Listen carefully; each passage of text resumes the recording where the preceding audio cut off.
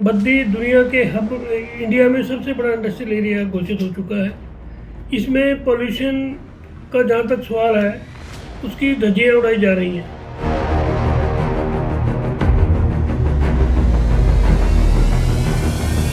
यहाँ जो cement factory है बघेरी में, उसमें जितने भी पॉल्यूशन कंट्रोल बोर्ड की यहाँ से रिपोर्टें जाती रही हैं वो पॉजिटिव जाती रही हैं कि यहाँ पे पॉल्यूशन है नहीं। जब हिम परिवेश ने इसका सैंपल एक वर्ल्ड लेवल की एजेंसी को दिया तो सुप्रीम कोर्ट में उसको सत्य माना गया है और हिमाचल जो पॉल्यूशन कंट्रोल बोर्ड की रिपोर्ट है उसको रिजेक्ट किया गया। उसका परिणाम ये हुआ है कि 100 करोड़ रुपया जुर्माना एसीसी सीमेंट को हुआ है।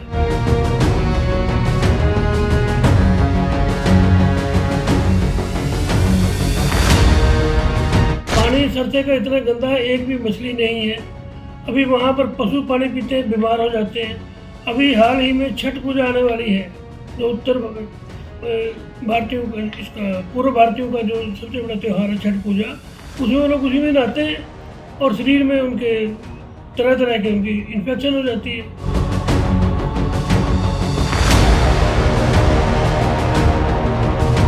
पॉल्यूशन कंट्रोल बोर्ड का एसडीओ होता है, एक्शन होता है, वो यहाँ पर है ही नहीं। तो उसको बराबर करें तो किसके ऊपर करें? एक जेई है, वो सरकारी कर्मचारी है, पॉलिटिकल लोग अपना प्रभाव भी डाल देते हैं। तो ये लाइलाज समस्या है।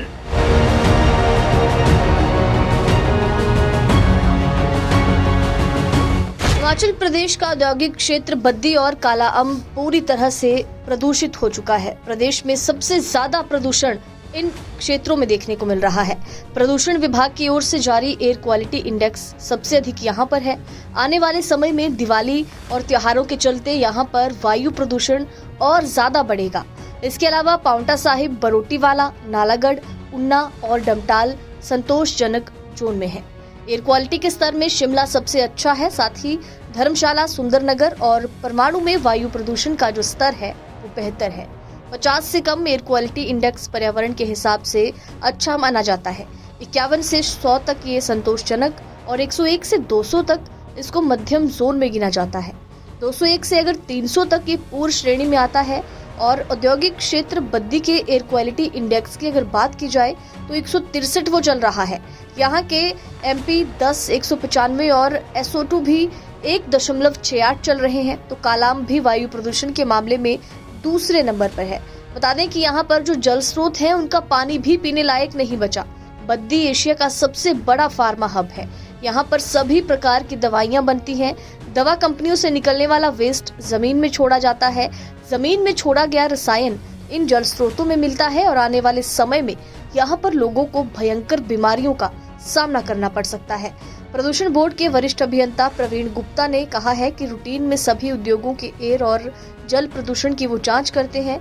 जिन उद्योगों में खामियां पाई जाती हैं उन्हें नोटिस दिए जाते हैं।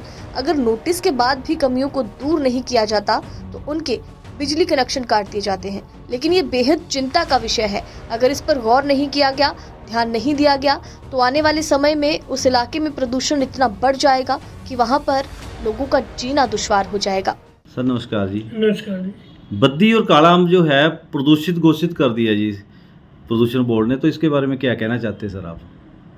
ऐसा है, बद्दी और कालाअंब जो प्रदूषित क्षेत्र डिक्लेयर किया है ये बिल्कुल सत्य बात है। ये दोनों इंडस्ट्रियल एरिया हैं। बद्दी दुनिया के हब इंडिया में सबसे बड़ा इंडस्ट्रियल एरिया घोषित हो चुका है। इसमें पॉल्यूशन का जहाँ तक सवाल है उसकी धज्जियाँ उड़ाई जा रही हैं। एक इसका बड़ा भारी उदाहरण है, प्रत्यक्ष है। यहाँ जो सीमेंट फैक्ट्री है बघेरी में, उसमें जितने भी पॉल्यूशन कंट्रोल बोर्ड की यहाँ से रिपोर्टें जाती रही हैं वो पॉजिटिव जाती रही हैं कि यहाँ पे पॉल्यूशन है नहीं। जब हिम परिवेश ने इसका सैंपल एक वर्ल्ड लेवल की एजेंसी को दिया तो सुप्रीम कोर्ट में उसको सत्य माना गया है और हिमाचल जो पॉल्यूशन कंट्रोल बोर्ड की रिपोर्ट है उसको रिजेक्ट किया गया। उसका परिणाम ये हुआ है कि 100 करोड़ रुपया जुर्माना एसीसी सीमेंट को हुआ है। ये तो है पॉल्यूशन कंट्रोल बोर्ड की कार्रवाई।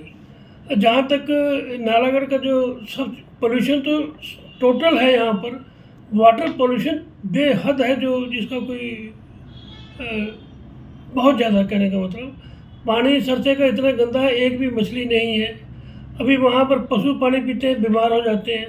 अभी हाल ही में छठ पूजा आने वाली है, जो उत्तर भारतीयों का, इसका पूर्व भारतीयों का जो सबसे बड़ा त्यौहार है छठ पूजा, उसमें लोग उसी में नहाते हैं और शरीर में उनके तरह तरह के उनकी इन्फेक्शन हो जाती है। तो ये बहुत दुर्भाग्य की बात है। जहाँ पर नालागढ़ एक बहुत पुराना स्टेट है, सब डिवीज़न है, यहाँ पर IAS, IPS, IFS के लेवल के मुलाजिम यहाँ काम कर रहे हैं। वहाँ पर पोल्यूशन के नाम का सिर्फ एक जेई है। ये कितनी विसंगति है। पोल्यूशन कंट्रोल बोर्ड का SDO होता है, एक्शन होता है, वो यहाँ पर है ही नहीं। तो उसको फरियाद करें तो किसके ऊपर करें? एक जेई है, वो सरकारी कर्मचारी है, पॉलिटिकल लोग अपना प्रभाव भी डाल देते हैं। तो ये लाइलाज समस्या है और सरकार को इसकी ओर ध्यान देना चाहिए। और दूसरी बात, वैसे इसी संदर्भ में एक प्रासंगिक है कहना, कोई गलत भी नहीं होगा, जो ESI का मेडिकल कॉलेज और हॉस्टल 400 बेड का हॉस्पिटल नालागढ़, जिसकी प्रायोरिटी थी, नालागढ़ जिसका खुलना था, वो पहले मंडी में चला गया, वहाँ से सरकार ने उसको खरीद लिया, वो कला में चला गया, यहाँ नान में चला गया। अब यहाँ के मजदूर जो इंडस्ट्री में काम कर रहे हैं, ESI का फंड देते हैं, वो कैसे जाएंगे वहाँ पर? वहाँ जाएंगे तो यहाँ PGI नेड़े है, PGI में जाएंगे तो पेमेंट करनी पड़ेगी।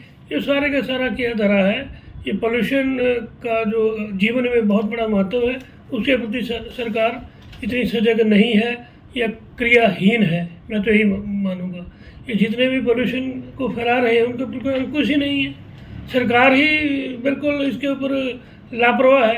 क्या यहाँ एक्शन नहीं होना चाहिए? पोल्यूशन कंट्रोल बोर्ड का SDO नहीं होना चाहिए या उनके ऑफिस वर्किंग में नहीं होना चाहिए? है ही नहीं, यही बैठा है एक। और इतना बड़ा इंडस्ट्रियल एरिया, पहले तो जाएगा तो कैसे कहाँ जाएगा? यहाँ पोल्यूशन एयर का है, वाटर का है, साउंड का है, तरह तरह का पोल्यूशन है। एक जाए इतने बड़े भारी क्षेत्र में क्या कर लेगा? तो इसमें बड़ी भारी नाराजगी है जनता में। हिम प्रवेश संस्था ने जो काम किया, अभी भी काम कर रहे हैं, लेकिन जो अच्छे लोग होते हैं उनको उठा देते हैं। तो मेरा सरकार से आग्रह है कि इसकी ओर ध्यान दिया जाए। एक तरफ तो गवर्नमेंट 5 लाख का वो आयुष्मान दे रही है सेहत के लिए, और दूसरी बीमारियां भी दे रही है।